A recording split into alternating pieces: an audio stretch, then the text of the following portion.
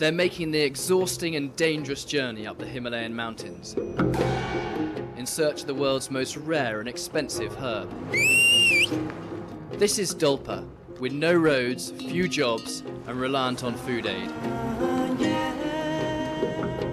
It's the poorest and least developed region of Nepal. The population here is about to triple, as more than 50,000 people travel along these trails. They've already been walking for 17 days, and for the next 6 weeks they'll be camping on these mountains to harvest Yarchagumba, a valuable and extraordinary substance known as Himalayan Viagra, the herb of life.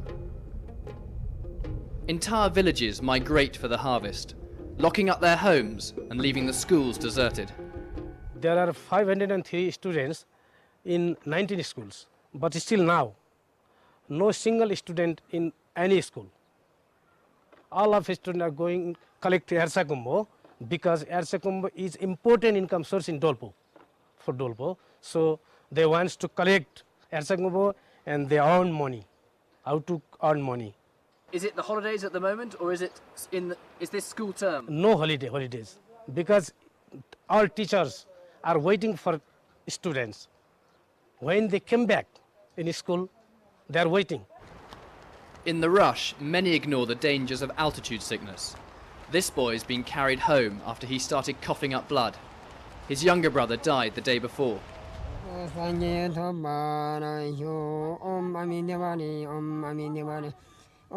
The Buddhist Lama is praying for this man's soul in the next life. He died from exhaustion and cold.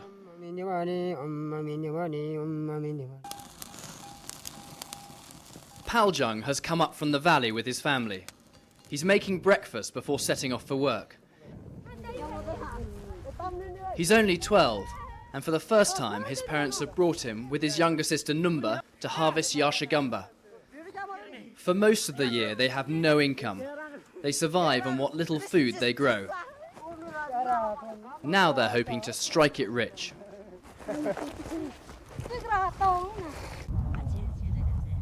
The dead caterpillars lie buried in the soil.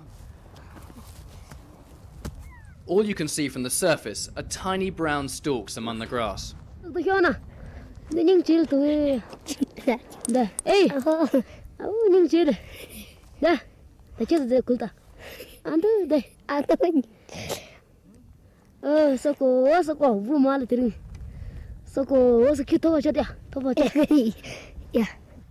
The life cycle of Yarchagumba is not fully understood, but what we do know is that at the beginning of the monsoon, spores of the cordyceps mushroom land on the head of caterpillars from the Lepidoptera family.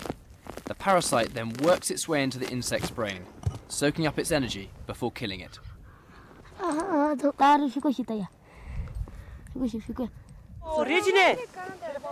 They're only found at high altitude in remote parts of the Himalayas, but the world's best Yarchagumba comes from here in Dolpa.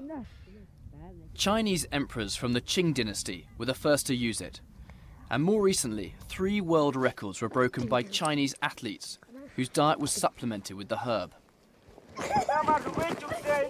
Paljung and Numba will collect around 20 caterpillars a day. They sell them for $1 each to the traders. In Dolpa, $1 is a daily wage for a skilled worker.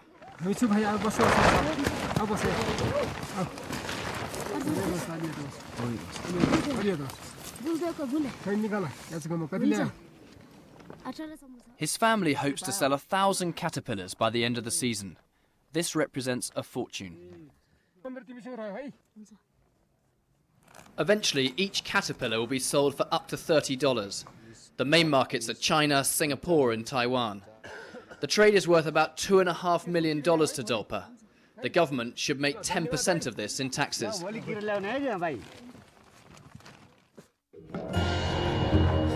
But the Maoist rebels who want to replace the monarchy with a communist republic have taken over most of Dolpa, forcing out the government agencies, destroying their buildings and killing their officials.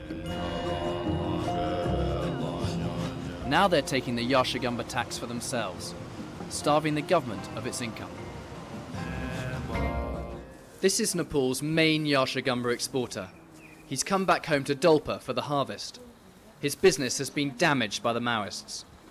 The Maoists make money out of trade of Yarchagumba by imposing tax on the traders and by collecting entry and harvest permit to the harvesters, and by harvesting themselves, and by imposing fines to the harvesters and local people.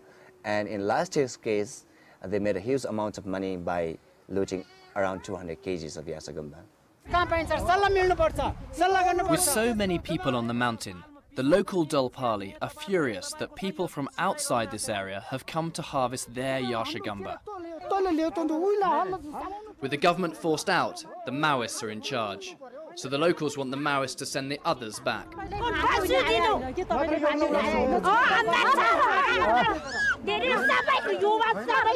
You might as well kill us all. How can we feed our children if you allow others in? She shouts.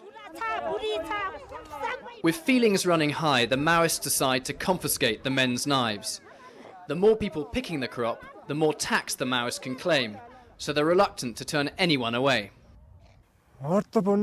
हुने कारण के भयो भने हाम्रो आन्दोलनलाई अगाडि बढाउने चीज यही भएको कारणले हाम्रो ठूलो महत्त्वपूर्ण चीज यही नै हो. Altogether, the Maoists earn more than $3 million a year from the herb. The funds pay for their army, which is cheap to run. These two soldiers, like many others, are volunteers. They don't wear uniform and expect locals to house and feed them. Their weapons are often basic, even homemade. Is that a grenade in your pocket? Yes, grenade. Can I see it? Yes. How are you going to use that? It is for fighting against the government. It's for fighting against the government. Yes. In Denai, one of the few government-controlled areas in Dolpa, the chief military official refuses to admit the Maoists are running the Yarchagumba business. There is no any, Maoist interference, because we always provide the, high security, in this district. Because of that, there is no any, Maoist influence, in this, area, And if you go up to Upper Dolpa, is it... Well, we always monitor the situations. If we need, we will go in every part of the district, Right. So no problem. No problem. But the truth is, more than 90% of Yarchagumba is smuggled out, with no tax paid to the government. And when people do pay the official tax, the Maoists punish them. One trader told me his donkeys were kidnapped. They were carrying his crop worth $1 million. 20 बाटोबाट खच्चरमा ल्याउने क्रममा मेरो आफ्नो 11 वटा खच्चर थियो. त्यही खच्चरमा ल्याउने क्रममा खच्चर सहित पनि माओवाद लियो, तर मेरो श्रीमतीलाई चाहिँ परिवारलाई केही पनि अमानवीय क्षति केही पनि गरेन. But despite the risks, it's still good business. The price of Yarchagumba has soared in the last 10 years. It's up by a staggering 4,000%. It's now half the price of gold. A friend of mine who went to Japan and went to one restaurant where they were selling a vegetable soup with 3 Yarchagumba floating on top, and the price was $100 per bowl of soup. Here in Kathmandu, the herb is processed and sold as a miracle health drink, and even as a treatment for cancer patients. It's only in the last 3 years that it's been legal to collect Yarchagumba in Nepal. Until then, it was a protected species. Ooh, full power. The main property gives you, like it says, energy unlimited, so it works as a Viagra. So I call it a very natural Viagra from the Himalayas, So, man, makes you get really a little sexy, I guess. Studies by Beijing Medical University have shown a 64% success rate among men suffering from impotency after taking a course of Yarchagumba. It's recommended that it's first dried, powdered and mixed with milk before being consumed 3 times a day. The Tibetans suggest combining it with sparrow's head and the urine of a snow frog. But whatever the concoction, the best thing is there's no side effects. These yaks are carrying a valuable Yarchagumba consignment. they're heading away from the government areas towards the Chinese border.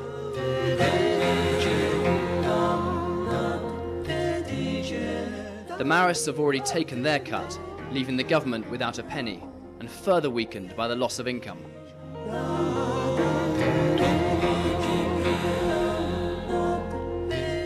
In Dolpa, a family's wealth is measured by the number of children who can pick Yarchagumba.